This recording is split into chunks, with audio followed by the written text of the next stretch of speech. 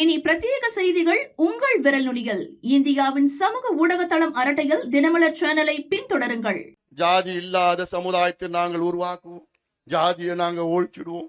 ஜாதி நாங்க அழிச்சிடுவோம். ஜாதியை யாராலும் அழிக்க முடியாதியா? ஜாதி யாராலும் அழிக்க முடியாது.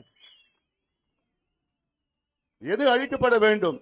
ஜாதியால் ஏற்படுகின்ற வேற்றுமைகள் அழிக்கப்பட வேண்டும். ஜாதியால் ஏற்படுகின்ற அடக்குமுறைகள் அழிக்கப்பட வேண்டும், ஒழிக்கப்பட வேண்டும். மாற்று கருத்து கிடையாது. ஜாதியில நல்லது இருக்கு, கெட்டது இருக்கு. அந்த கெட்டதை அழியுங்க. அதான நாங்க கேட்கிறோம். சினிமால ஜாதி இல்லைன்னு சொன்னா ஜாதி ஒழிஞ்சிடுமா? இல்ல ஜாதி பேரு ரோட்ல இருந்து எடுத்துட்டா ஜாதி அழிஞ்சிடுமா? இல்ல ஜாதின்னு சவுத்துல எழுதி அதை அழிச்சிட்டா ஜாதி அழிஞ்சிடுமா? இல்ல மேடையில ஜாதி இல்லாத சமுதாயம், ஜாதியை ஒழிப்பும் அழிப்பும், ஜாதி அழிஞ்சிடுமா? அழியாது. அந்த வேற்றுமைகள் எப்படி அழியும்? அடக்குமுறைகள் எப்படி தீரும்?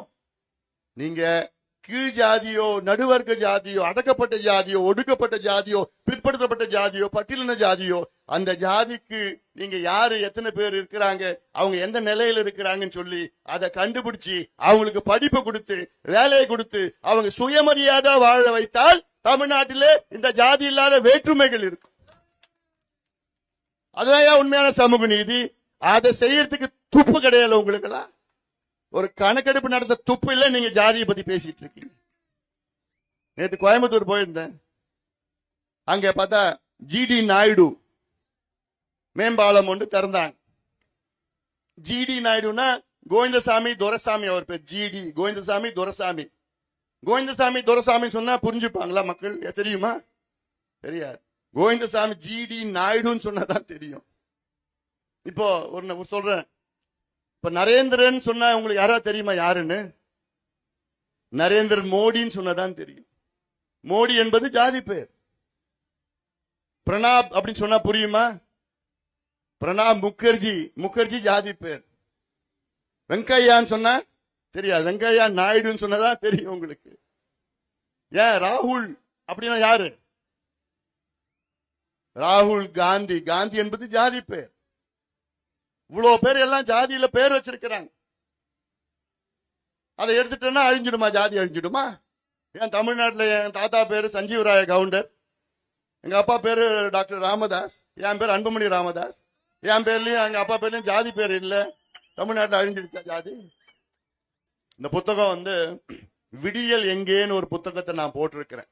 இது ஒரு ஆவணம். போன மாசம் வெளியிட்டேன். இந்த புத்தகத்துல நிறைய புள்ளி விவரங்கள் இருக்கிறது. என்ன புள்ளி விவரங்கள்னா, திமுக ஆட்சி வருவதற்கு முன்பாக உங்களுக்கு 505 வாக்குறுதிகளை கொடுத்தார்கள். வாக்குறுதிகள் என்றால் சத்தியம். 505 சத்தியங்களை உங்களுக்கு கொடுத்தாங்க. என்னன்னு?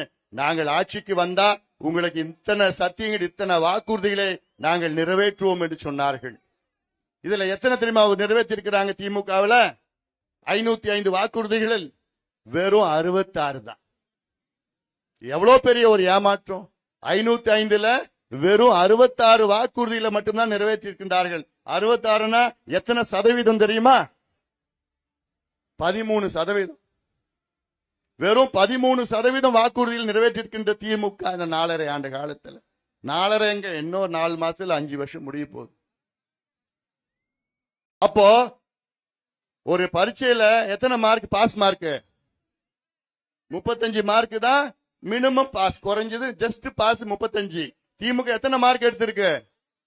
வெறும் 13 மார்க் எடுத்திருக்கு. 13 மார்க் எடுத்தா என்னன்னு சொல்லுவோம்? ஃபெயில். என்னது ஃபெயில்? யார் ஃபெயில்? திமுக ஃபெயில் ஆயிடுச்சு. வெறும் 13 மார்க் எடுத்து திமுக ஃபெயில் ஆயிடுச்சு. ஃபெயிலான கட்சி மறுபடியும் ஆட்சிக்கு வரலாமா? ஆட்சிக்கு வர விடுவீங்களா? ஆட்சிக்கு அவர்கள் தகுதியானவர்களா?